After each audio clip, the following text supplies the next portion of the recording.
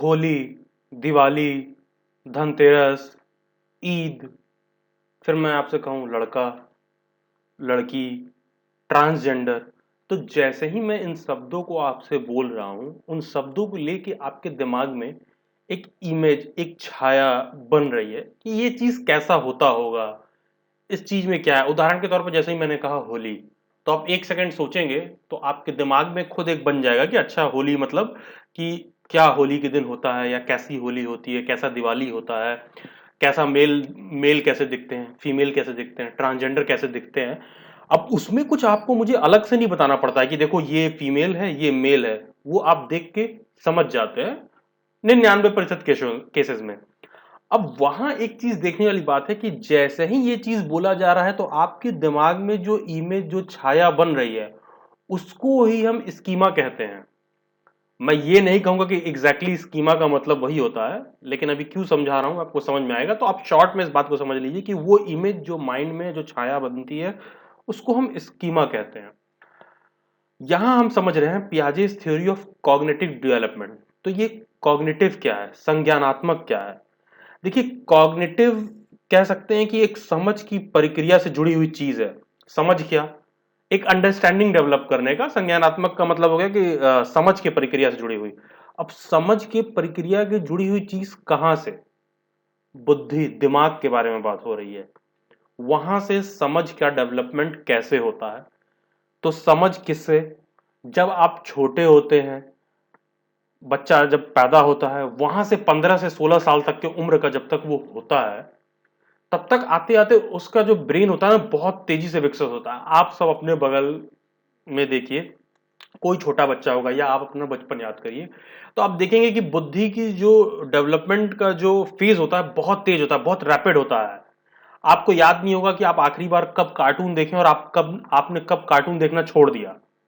तो कहने का मतलब है कि बुद्धि एक लेवल के बाद, एक डेट के बाद विकास कर गई और वहां से बदलाव हो गया। आप महसूस करेंगे कि जब छोटा होता है कोई आदमी, 15 से 20 साल तक का होता है, 15 साल तक का मान के चलिए, 15-16 साल तक का, तो उसको कोई भी चीज याद करवाना आसान होता है। जब आप 25 साल से ऊपर के हो जाते हैं, 30 साल से ऊपर के हो जाते हैं, तो फिर आपको किसी चीज के लिए पढ़ना, लर्न करना, इन सब चीजों में समस्या आती है। तो यहां पर हम बुद्धि के विकास के बारे में बात कर रहे हैं। हम देखेंगे कि एक बच्चे के दिमाग, एक बच्चे का मनोवैज्ञानिक किस प्रकार से विकसित होता है, डेवलप होता है। उसी पर जो थ्योरी दी गई है, उसी पर जो रिसर्च किया गया है जीन पियाजे द्वारा, जो कि एक स्विट्जरलैंड के साइकोलॉजिस्ट थे, उन्होंने जो इस पे थ्योरी दी है, उसी को हमको इसमें चर्चा करना है। बेसिकली आप जीन पियाजे की लाइफ हिस्ट्री देखेंगे तो वो बेसिकली साइकोलॉजिस्ट तो थे ही, लेकिन वो बायोलॉजी से के फील्ड के जुड़े हुए ज्यादा व्यक्ति थे। तो शुरुआत में बायोलॉजी में जुड़े रहने के कारण उन्होंने एक बच्चे के दिमाग में किस तरह विकास हो रहा है उसकी उम्र के साथ, और ये देखा कि बच्चे के दिमाग में जो विकास है बहुत ही तीव्र गति से होता है। जैसे मान लीजिए कोई बच्चा 6 महीने पे कुछ नहीं समझ पाता है, तो 2 साल पर, 1.5 साल पर वो काफी कुछ समझने लगता है। आप अपने आप को देखिए, आप अपने जीवन को साल, 1.5 साल पीछे कर दीजिए, तो जितनी समझ आपको तब भी थी, लगभग उतनी ही समझ आपको अभी भी है। लेकिन बच्चे के साथ ये चीज नहीं होता है, तो उसका जो मनोवैज्ञानिक परिस्थिति है वो बहुत तेजी से बदलता है। और इसमें हम समझेंगे कि किसी भी चीज को देखकर जब आप कोई इमेज बनाते हैं, कोई स्कीमा बनाते हैं, तो वो स्कीमा बच्चे के दिमाग में, जब बच्चे का दिमाग छोटा होता है ना, तो किसी भी बात को वो इमेज को लेकर रोक नहीं सकता है अपने दिमाग में। तो ये चीज एक समय के साथ उसके अंदर विकास होता है। तो वो विकास कैसे होता है उस पर हम चर्चा करेंगे।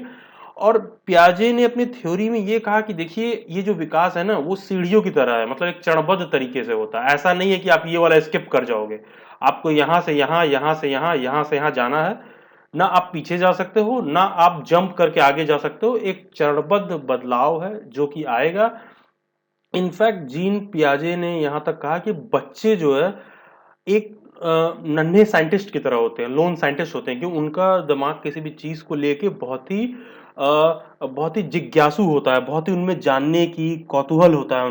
और इनका मानना था कि बच्चे अपने ज्ञान का निर्माण स्वयं करते हैं। तो इस पे जीन पियाजे की थ्योरी के बाद में वाइगोस्की की थ्योरी से कंपेयर किया जाता है, उन सब चीजों को हम देखेंगे।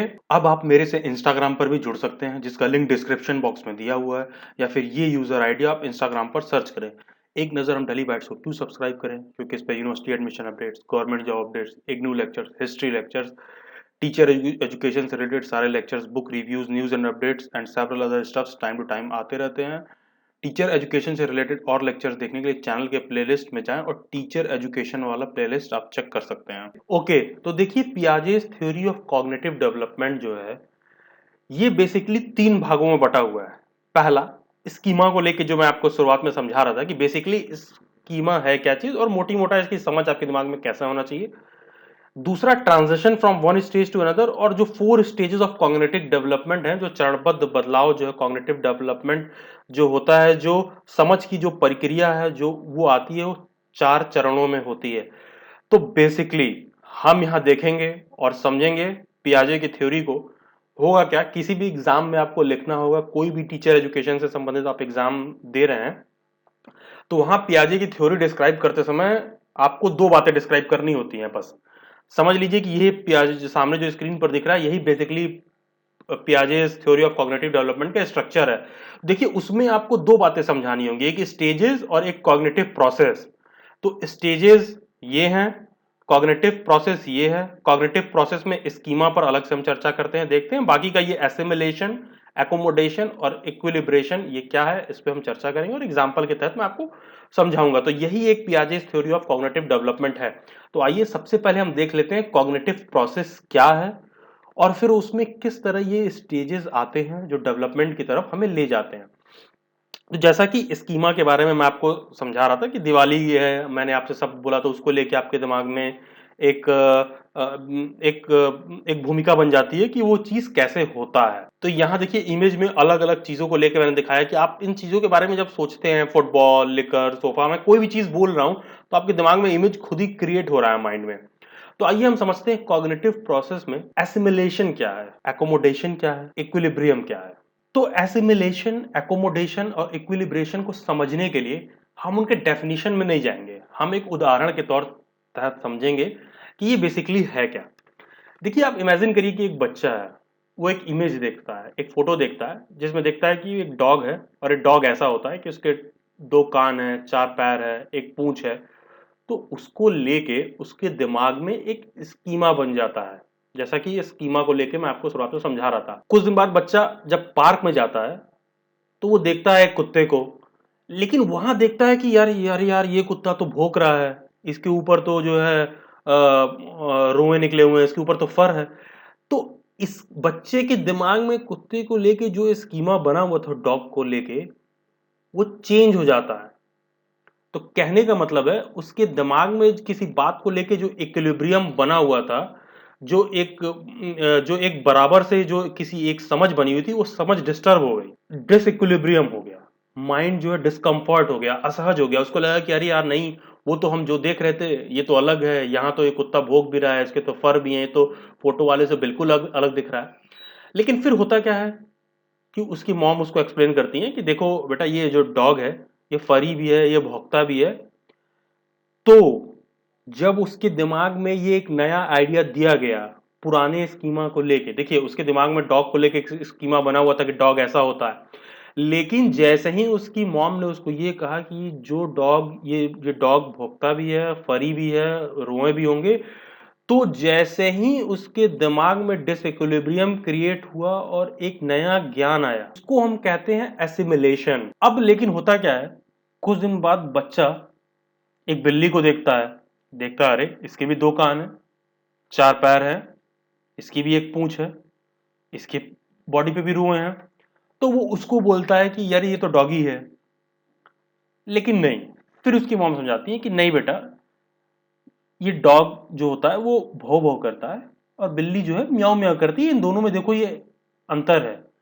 तो कहने का मतलब है यहाँ पर बच्चे के दिमाग में हर बात को लेके एक स्कीमा डेवलप हो रहा है। तो यहाँ पर बच्चे के दिमाग में कैट को लेके, बिल्ली को लेकर एक नया स्कीमा तैयार हो गया, और और जब बिल्ली की समझ को क्रिएट करने के लिए उसका माइंड का जो स्थायित्व है जब डिस्टर्ब हुआ, डिसइक्विलिब्रियम में आया, तो वापस से उसको बताया गया कि नहीं नहीं बिल्ली ऐसी होती है, तो उसका माइंड वापस से इक्विलिब्रियम में आ गया फिर से।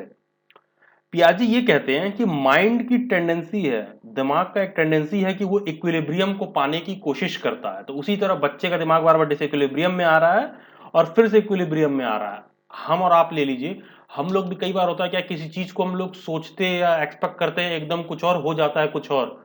तो वहां हम क्या करते हैं, हमारा माइंड डिसइक्विलिब्रियम में रहता है, जब कुछ और हो जाता है तो वापस से हम उस चीज को एक्सेप्ट करते हैं तो हमारा माइंड फिर से इक्विलिब्रियम में आ जाता है। तो ये जो वापस से बिल्ली को लेके उसमें दिमाग में नया स्कीमा बना, क्योंकि वहां जो कुछ भी कॉन्सेप्ट उसको पता था उसमें न्यू इंफॉर्मेशन आ गया, तो उसको हम कहते हैं एकोमोडेशन। इसलिए हर बार एसिमिलेशन और एकोमोडेशन से पहले चाइल्ड को इक्विलिब्रियम और डिसइक्विलिब्रियम का एक्सपीरियंस हो जाता है। कैट के बारे में जैसे ही उसको क्लियर हुआ तो उसके दिमाग में कैट को लेकर नया स्कीमा बन गया और वो इक्विलिब्रियम पे पहुंच गया। तो देखिए यहां हम एक फ्लो चार्ट के माध्यम से वापस से समझते हैं एसिमिलेशन और एकोमोडेशन है क्या। देखिए बच्चे ने जब बिल्ली को देखा तो उसके दिमाग में एक नया सिचुएशन आया, और नया सिचुएशन से क्या हुआ, डिसइक्विलिब्रियम क्रिएट हो गया। उसके दिमाग का जो स्थायित्व का लेवल था वो डिस्टर्ब हो गया। उसको लगा कि अरे ये क्या, ये तो जो मैं जान रहा था उससे कुछ अलग है। तो वहां पर उसने क्या किया, उस चीज को अकोमोडेट कर लिया, माइंड में जगह दिया और एक नया स्कीमा तैयार कर लिया। अब देखिए फिर ये प्रोसेस आगे बढ़ता है। तो हमारे जीवन में assimilation, equilibration, new situation, disequilibrium, accommodation, ये चलता रहता है। ये हमारे और आपके दिमाग में होता रहता है, स्कीमा बनता रहता है हर चीज को लेके। अब उदाहरण के तौर पर जब शुरुआत में मैं आपको स्कीमा का डेफिनेशन समझा रहा था, तो पता है अब होता क्या है ना, स्कीमा को लेके अलग अलग तरह का स्कीमा हो सकता है अलग अलग लोगों के लिए। तो हमको उतना डिटेल में नहीं जाना है। उदाहरण के तौर पर मैं आपसे कहूँ रोज, तो बचपन में गुलाब को लेके आपको एक धारणा थी कि रेड कलर का होता है, लेकिन जब आप 15-20 साल के हो तो आपको पता चला कि नहीं भाई, गुलाब तो काले कलर का भी होता है, गुलाबी कलर का भी होता है, पीले कलर का भी होता है, नीले कलर का भी होता है। फिर आपको किसी ने बताया कि भाई 100 कलर के गुलाब होते हैं। तो इस तरह की बातें जब आपको पता चली तो आपने देखा तो है नहीं, लेकिन आपके स्कीमा का डेवलपमेंट हो रहा है अलग अलग सिचुएशन में अलग अलग तरीके से। तो बच्चे का जो माइंड होता है वो एकदम फ्रेश होता है, एकदम उसको कुछ नहीं पता है, वो दुनिया में नया है, उसके दिमाग में कुछ है ही नहीं। तो वहां पर स्कीमा, एकोमोडेशन, एसिमिलेशन और इक्विलिब्रेशन का प्रोसेस जो है बहुत तेजी से चलता है, और हर बार एक नया सिचुएशन क्रिएट होता है और एक बदलाव आपको देखने के लिए मिलता है। ओके, तो अब हम बात करेंगे stages of Piaget's theory of cognitive development. किन विभिन्न चरणों में ये मनोवैज्ञानिक बदलाव जो दिमाग में नया नया डेवलपमेंट हो रहा है, कॉग्निटिव डेवलपमेंट हो रहा है, वो किस तरह हो रहा है, किस तरह अंडरस्टैंडिंग अलग अलग उम्र में डेवलप हो रही है। तो देखिए सेंसरी मोटर स्टेज जो होता है वो जन्म से 2 वर्ष तक के बीच में होता है। फिर आता है प्री ऑपरेशनल स्टेज, वो 2 से 7 वर्ष के बीच में आता है। फिर आता है कॉन्क्रीट ऑपरेशनल स्टेज, वो 7 से 11 ईयर्स तक होता है। बहुत जगह आपको 12 ईयर भी लिखा हुआ मिलेगा, 7 to 12 ईयर। फिर formal operation stage 11 to 16 years. कहने का मतलब है कि 16-17 साल तक जो है दिमाग का जो पूर्ण विकास जैसा होना चाहिए वो हो जाता है। और फिर समय के साथ जैसे जैसे आप आगे पढ़ते रहते हैं तो ज्ञान आता रहता है। ज्ञान तो ऐसा है कि बुढ़ापे तक लोगों को आता रहता है, लेकिन जो बुद्धि का विकास है, जो ब्रेन का डेवलपमेंट, वो मतलब मान लीजिए उस उम्र तक आपको देखने के लिए मिलता है। तो सबसे पहले हम समझेंगे कि इन स्टेजेस में हो क्या रहा है। देखिए जब जब सेंसरी मोटर स्टेज की बात आएगी तो हमको ये समझना होगा कि ये एक ऐसा अवस्था है कि जब बच्चा पैदा होता है और जब तक वो 2 साल तक पहुंचता है, तब तक वो हर चीज अपने सेंस ऑर्गन से जो नेचुरली उसको मिला है, वो उससे हर चीज जो है उससे समझता है। सेंस ऑर्गन जैसे मान लीजिए, कह लीजिए छूने से, महक से, देखने से, उन बातों से वो अपने आप को जोड़ पाता है। उदाहरण के तौर पर जब बच्चा आप देखेंगे 1-2 महीने का होता है तो दूध की बोतल है तो बार बार उसके मुंह में पकड़ के लगाना पड़ता है। लेकिन जैसे ही आप देखेंगे वो 3-4 महीने का होगा तो वो क्या करेगा, पलट के, अगर बॉटल उसके बगल में रखा हो तो वो पलट के बॉटल को लेके अपने मुंह में लगा सकता है, वो इतना कर लेता है। तो इसी तरह करते करते आप देखेंगे कि समय के साथ धीरे धीरे करके उसके अंदर विकास होता रहता है। देखिए हमको इतने डिटेल में चर्चा नहीं करना है, लेकिन आप ये जान जाइए कि सेंसरी मोटर स्टेज भी जो है 6 सब स्टेजेस में बटा हुआ है। तो उतना डिटेल में हमें पढ़ना नहीं है। सेंसरी मोटर स्टेज में बस आप इतना समझ लीजिए कि बच्चा सेंस ऑर्गन से हर बात को देखता है, समझता है, और सारे रिफ्लेक्सेस और स्किल्स सब उसको वहां से आते हैं। अब जैसे ही ये 2 साल के अंत तक पहुंचता है, उदाहरण के तौर पर 0 से अभी 2 ईयर तक हो रहा है, तो जब ये दूसरे साल के एकदम मतलब करीब पहुँचता है, तो अब कोई एक दिन तो मुकर्रर है नहीं कि भाई इस दिन से जो है उसके सोच में बदलाव हो जाएगा। तो आप देखेंगे कि जैसे-जैसे ये 2 साल के करीब पहुँच रहा है, तो बच्चे के अंदर ऑब्जेक्ट परमानेंस आने लगता है। उदाहरण के तौर पे जब वो शुरुआत के 6 महीने, 8 महीने रहता है ना, तो किसी भी बात को लेकर उसके दिमाग में इमेज परमानेंस नहीं होता है। यहाँ पर जैसे ही कि आप देखेंगे, उसके दिमाग में जो इमेज परमानेंस है, नहीं आ रहा है। कहने का सेंस है, ये बच्चे के सामने कोई चीज़ है, तो वो मानता है कि हाँ भाई, ये चीज़ एक्ज़िस्ट करती है, ये दुनिया में है। लेकिन जैसे ही उसकी आँख के आगे से आप हटा देंगे ना, वो उस चीज़ की डिमांड नहीं करेगा, क्योंकि फिर बच्चे के हिसाब से वो चीज़ दुनिया में है ही नहीं। तो उसको लेके एक इमेज उसके दिमाग में नहीं बन पा रहा है कि अच्छा नहीं, उसके पास जो उसके हाथ में जो गेंद था, जो झुनझुना उसके हाथ में दिया गया था बजाने के लिए, आप देखेंगे बच्चों को छोटे में कोई चीज़ दे दिया जाता है शक करने के लिए, तो वो क्योंकि वो होता क्या है, वो सकिंग से हर चीज़ परसीव करते हैं। कोई चीज़ जो है, जैसे मान लीजिए उन्होंने उँगली को पहली बार मुँह में डाला, तो पहली बार वो गलती से उँगली को मुँह में डालते हैं, लेकिन बाद में होता क्या है कि वो पूरा-पूरा हाथ मुँह में डालने की कोशिश करते हैं। 3-4 उँगली देखेंगे एक साथ डालने की कोशिश करते हैं, क्योंकि शक करके वो सेंसेस को परसीव कर पाते हैं। उसी तरह होता क्या है कि बाद में जो है, जब उसके दिमाग का थोड़ा विकास हो जाता है और वो 8 महीने 9 महीने का हो जाता है, तो उसके दिमाग में धीरे-धीरे चीज़ों का इमेज बनने लगता है। और जैसे ही 2 साल पर आता है, जैसा कि आप इस वीडियो में देख पा रहे हैं, ये बच्चा देखिए गेंद इसके हाथ से जैसे ही हट रहा है, तो ये पूरा 360 डिग्री पर एकदम घूम जा रहा है गेंद को ढूंढते हुए, क्योंकि इसको पता है कि गेंद जो है रियल में एग्जिस्ट करती है। फिर हम आते हैं प्री ऑपरेशनल स्टेज पर। ये 2 से 7 साल के बीच की अवस्था है। इसमें क्या होता है ना, बच्चे के दिमाग में सिंबॉलिक इंप्रेशन बनने लगते हैं। उदाहरण के तौर पे वो घर में किसी को देखेगा कोई चीज़ करते हुए, तो उसके अंदर वो कॉपी करने वाली आदत आने लगती है। कॉपी करने वाली आदत कैसे? जैसे मान लीजिए आप मोबाइल पे बात कर रहे हैं, तो वो किसी भी चीज़ को उठाएगा, तो मान लीजिए पेंसिल बॉक्स है, तो पेंसिल बॉक्स को कान पर लगा के वो फ़ोन की तरह उठाएगा। या जैसे इसमें देखिए केला है, तो केला रखा हुआ तो अपने कान पे लगा के देख रहा है कि हाँ, वो और लोगों को कॉपी कर रहा है, जो उसके अगल-बगल लोग जैसा कर रहे हैं। तो पियाजे ने भी इस बात को लेके एक एक्सपेरिमेंट किया। एक्सपेरिमेंट क्या किया? 3 माउंटेन टास्क एक्सपेरिमेंट किया। जैसा कि आप इमेज में देख पा रहे होंगे यहाँ पर, ये 3 माउंटेन टास्क एक्सपेरिमेंट है क्या बेसिकली? पहले तो ये ध्यान रखिए, ये लड़की है और ये डॉल है, ठीक है? ये डॉल है। तो बच्चे से क्या कहा गया? 3 माउंटेन रख दिया गया। बच्चे से कहा गया कि जो है यहाँ ऑब्जेक्ट जो तुम देख रहे हो, तीनों माउंटेन्स को देख रहे हो, जाओ तुम उस हिसाब से चीज़ को उठाओ, वो इमेज उठाओ जो तुम्हारे डॉल के हिसाब से उठाना चाहिए। कहने का सेंस है कि बच्चे को ये बोला गया कि जाओ वो सामान उठा के लाओ जो तुम्हारी डॉल देख रही है, या जो तुम्हारी डॉल देख के उठाएगी, डॉल के हिसाब से क्या उसको दिख रहा होगा। तो ये पाया गया कि जब बच्चा उठ के जाता है किसी चीज़ को उठाने के लिए, तो वो डॉल के हिसाब से नहीं उठा रहा है, वो अपने हिसाब से उठा रहा है, जो उसको सही लगता है। तो उसके अंदर ईगो सेंट्रिज्म वाली चीज़ आती है। अब ईगो का मतलब क्या? ईगो का मतलब ये नहीं होगा कि सेल्फिश है, मतलब कहने का मतलब कि सेल्फ सेंटर्ड है। उसको ऐसा लगता है कि हर चीज़ जो दुनिया में है, उसी के हिसाब से है और उसी के लिए है, वरना नहीं है। तो आप देखेंगे छोटे बच्चे होते हैं, कार वार से मान लीजिए खेलते हुए देख रहे हैं, तो वो क्या करेंगे, डंडे को बीच में लगा लेंगे और एक इमेज बनाएंगे, जिससे देखिए घोड़े को दिखा रहा, राइड कर रहा, तो इनके दिमाग में ना कल्पना आप शुरू कर लेते हैं, ये इमेजेस को फॉर्म कर सकते हैं सिंबॉलिक तौर पर कि हाँ मैं इससे चल रहा हूँ, मैं इस तरीके से उड़ रहा हूँ, कुछ उस तरह का आप देखेंगे। उस तरह खेलते समय जो है वैसा वो परसीव करते हैं। या आप देखेंगे छोटा सा मिट्टी का घर बना लेंगे कि ये घर है, यहाँ से अंदर आना है, इस तरह की चीजें वो हरकतें करते हैं। तो वो एक इमेज हर चीज को लेके उनके दिमाग में बन रहा है। लेकिन यहाँ एक प्रॉब्लम आती है इस उम्र में कंजर्वेशन की। बच्चा जो है कंजर्व नहीं कर पाता है। उदाहरण के तौर पर उसके आगे 2 गिलास का पानी है, उससे पूछा गया कि भाई इसमें पानी कितना है, तो वो कहेगा दोनों में बराबर है। लेकिन क्या किया गया, उसी पानी को एक लंबे बीकर में डाल दिया गया और एक को मतलब जो है ये चौड़ा है, ठीक है, ये चौड़ा है, ऐसा पानी भर दिया गया और इसको क्या किया गया, पतला करके लंबा कर दिया गया।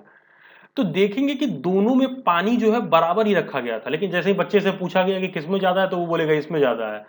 तो हम यहाँ पर उसके दिमाग में मास, वॉल्यूम, जैसे इन सब चीज़ों को कॉन्सेप्ट नहीं आता है। मतलब ये डेवलप नहीं हो पाता कि किसी चीज़ को मान लीजिए आप दबा के पतला करके एकदम फ्लैट कर दीजिए, तो जो उसका वॉल्यूम है वो सेम है, उसका मास है वो उतना ही रहेगा। तो उनको इन चीज़ों का कॉन्सेप्ट नहीं आता। बस ऊपर ऊपर जो चीज़ बड़ा दिख रहा है, हाँ वो बड़ा है, वो ज़्यादा है, वो कम है, तो इस तरह वो परसीव करते हैं। और इस समय एक प्रॉब्लम और होती है कि बच्चा जो है ना, सिर्फ किसी भी चीज़ की एक एस्पेक्ट पे फोकस करता है, सिर्फ एक साइड देखता है किसी भी चीज के। आप देखेंगे कि वो रो रहा है, कोई चीज मांग रहा है, तो जैसे मान लीजिए किसी बेतुके टाइम पर या फिर किसी गलत समय पर कोई चीज मांग रहा है, तो समझ नहीं सकता, उसके हिसाब से वो एक टाइम पर एक ही चीज फोकस कर रहा है। दूसरी चीज, इरिवर्सिबिलिटी का कॉन्सेप्ट उसके दिमाग में नहीं था, वो किसी चीज को उल्टा नहीं कर पाएगा। उदाहरण के तौर पर जैसे मान लीजिए 2 into 5 10 है, तो 5 into 2 जो है क्या होगा वो नहीं बता पाएगा। देखिए ये उदाहरण आपको बहुत जगह देखने को मिलेगा, लेकिन इस उदाहरण से को मैं बहुत ज्यादा अप्रिशिएट नहीं करूंगा। रीजन क्योंकि उस समय बच्चे को मल्टीप्लीकेशन वगैरह नहीं आता है। 2 into 5 10 क्या, आप इस बात को ऐसे समझ लीजिए कि मान लीजिए उससे ये कहा गया, एक लड़का है, उससे पूछा कि तुम्हारी बहन है, हाँ है। फिर उससे ये पूछा गया थोड़ी देर बाद, अच्छा ये बताओ तुम्हारी बहन का कोई भाई है, तो चुप बैठेगा, सोचने लगेगा, उसको समझ में नहीं आएगा कि क्या पूछा जा रहा है, वो नहीं बता पाएगा। तो क्या ही का सेंस है कि वो ये नहीं समझ पाएगा कि अच्छा उसकी सिस्टर जो है तो उसकी सिस्टर का ब्रदर वही है। तो एक जो होता है कि उसके दिमाग में इरिवर्सिबिलिटी नहीं आती, उल्टा वो चीज को नहीं सोच पाएगा। और दूसरी एक प्रॉब्लम और आती है कि कोई भी चीज वो देखता है या समझता है तो इसमें भी लाइफ है। वो मान लीजिए वो डॉल है, तो वो अपने डॉल से खेलेगा, तो जैसे मान लीजिए डॉक्टर का किट है, डॉल के हार्ट पे लगाएगा, देखेगा, तो वो एकदम बिल्कुल वैसा बिहेव करेगा जैसे कि उसकी गुड़िया या उसके डॉल में लाइफ हो। अब हम आएंगे कॉन्क्रीट ऑपरेशनल स्टेज पर। देखिए ये 7 से 11 साल की अवस्था होती है। इस बात को बहुत आसान भाषा में आप समझ सकते हैं ऐसे कि जैसे मान लीजिए कोई चीज उसके सामने है तो वो देख के बता देगा, उसके सामने नहीं है तो वो नहीं बता पाएगा। अब जैसे कि मान लीजिए आप उसको मैथ पढ़ा रहे हैं, तो हम लोग मैथ में क्या करते हैं, कई बार हम क्या करते हैं कि मान लो मैंने कह दिया कि 42 - 20 कितना होता है, तो आपको मुझे कहने की जरूरत नहीं है, जैसे ही मैंने कहा 42 - 20 कितना होता है, आपके दिमाग में तुरंत आप माइंड में कैलकुलेट कर लोगे कि 22 होता है। लेकिन बच्चा ऐसा नहीं कर सकता है। बच्चा क्या करता है, उसके लिए ये चीज, हर चीज लिखा हुआ होना चाहिए कि हाँ भैया ये रहा 42, ये रहा 22, 42 में से 22 जाएगा तो 20 बचेगा। वो इस तरह करके कैलकुलेट करेगा। चाहे आपने बचपन में देखा होगा बच्चों को कैलकुलेशन करते कैसे करते हैं, मैथ में 3 4 ऐसे लाइन बना लेंगे, तो 2 घट गया तो 2 लाइन उसमें से घटा देंगे, तो ये ऐसे 2 कर देते हैं वो। तो हर चीज उसके सामने इमेज के फॉर्म में होना चाहिए, कॉन्क्रीट फॉर्म में होना चाहिए। इसीलिए इस स्टेज का नाम है कॉन्क्रीट ऑपरेशनल स्टेज, क्योंकि कॉन्क्रीट फॉर्म में चीज उसको अपने आगे दिखना चाहिए। अब एक उदाहरण और ले लीजिए कि जैसे मान लीजिए उसको बताया गया कि मीता जो है रीता से बड़ी है, मीता जो है अन्या से छोटी है, तो सबसे बड़ा कौन है, तो वो इस चीज को नहीं बता पाएगा। लेकिन अगर उसके आगे 3 डॉल रख दें कि देखो भैया ये है रीता, ये है मीता, ये है अन्या, तो उसको तब वो देख के सीधा बता पाएगा कि कौन सा डॉल इसमें सबसे बड़ा है। तो कहने का मतलब चीजें कॉन्क्रीट उसके सामने होनी चाहिए, इसीलिए स्टेज का नाम है concrete operational stage. Now coming to the last stage, the formal operational stage. ये 11 से 12 साल की अवस्था की बात होती है।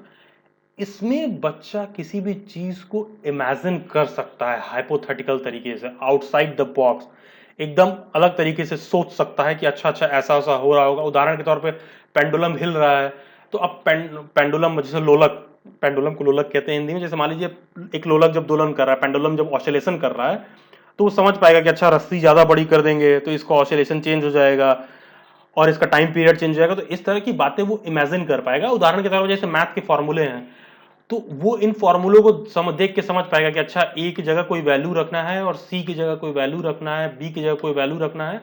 तो इस फॉर्मूले में हम कोई भी वैल्यू रख के सॉल्व कर देंगे तो ये फॉर्मूला हमको रिजल्ट दे देगा। तो जैसे अब ये फॉर्मूला क्या है, ये फॉर्मूला क्या होता है, हम लोग बच्चों में पढ़ते हैं a+b का होल स्क्वायर। तो वो एक हाइपोथेटिकल आइडिया है कि a+b का होल स्क्वायर क्या होगा। तो वो समझ जाता है कि अच्छा a+b में हमें नंबर रखना है और नंबर्स को हमें रख के रिजल्ट निकालना होता है।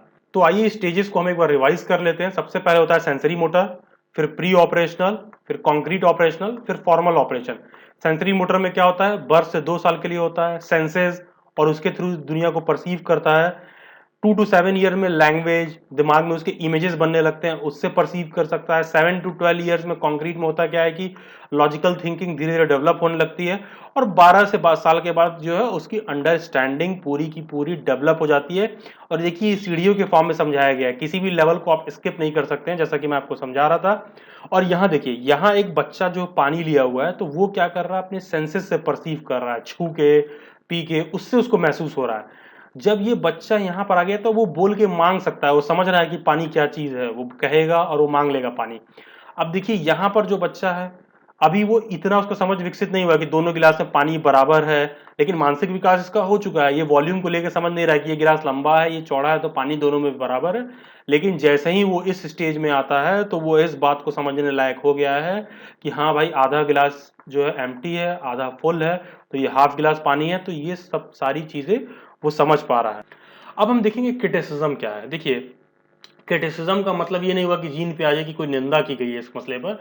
क्रिटिसिज्म का मतलब ये हो गया कि इसमें उन परिप्रेक्ष्यों को दिखाया गया है और लोगों द्वारा कि जीन पियाजे ने अपनी थ्योरी में किन बातों को छोड़ दिया और किन बातों पर उन्होंने कोई ध्यान नहीं दिया, और उन फैक्टर्स को भी उसमें कंसिडरेशन में रखना। सबसे पहला क्रिटिसिज्म तो ये है कि कहा जाता है कि पियाजे ने जो बच्चों की समझ है उसको थोड़ा कम आंका, बहुत ही अंडर एस्टिमेट किया। और जो ऑब्जेक्ट परमानेंस की बात है, किसी भी वस्तु को लेकर जो स्थायित्व की बात है, वो बच्चों के दिमाग में बहुत पहले डेवलप हो जाता है। दूसरा चीज, जीन पियाजे ने शुरुआत में ये एक्सपेरिमेंट अपने 3 बच्चों पर किया था। तो अब कहा जाता है कि भाई खुद के बच्चे थे तो किसी विचार या सोच को लेकर उनके दिमाग में बायसनेस हो सकती है।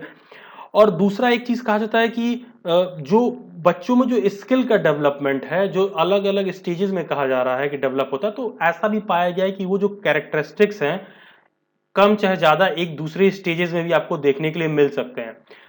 तीसरी चीज ये है कि पियाजे को ये कहा जाता है कि उन्होंने कल्चर के रोल को जो है बहुत कम इग्नोर किया, बहुत कम फोकस में लाया। कहने का मतलब है कि जैसे मान लीजिए अलग अलग देश, परिस्थिति और सिचुएशन में बच्चा अलग जगह पैदा होता है, तो उसके दिमाग के विकास की परिस्थिति किसी एक बच्चे से बहुत ही भिन्न हो सकती है। उदाहरण के तौर पे अमेरिका में किसी बहुत बड़े रईस परिवार में रहने वाले बच्चे का विकास और किसी एकदम गरीब देश में, मान लीजिए अफ्रीका के सोमालिया जैसे गरीब देश में एक छोटे बच्चे का जो विकास का वो है, तो उसकी कैपेसिटी, उसका मेंटल रीजनिंग का तरीका एकदम अलग हो सकता है। तो इन पहलुओं को जीन पियाजे ने कंसीडर नहीं किया है या फिर उन पर बिल्कुल भी फोकस या ध्यान नहीं दिया है। Okay guys, this was all for this lecture. Channel के डिस्क्रिप्शन बॉक्स में एक व्हाट्सएप और टेलीग्राम ग्रुप का लिंक दिया हुआ है, आप दोनों को ज्वाइन कर सकते हैं नेक्स्ट वीडियो लेक्चर के अपडेट के लिए। और सभी वीडियो लेक्चर के पीडीएफ और नोट्स आपको टेलीग्राम ग्रुप में मिल जाएंगे। So subscribe to Daily Bytes, stay tuned and stay updated. Do comment your views. God bless you all and have a nice day.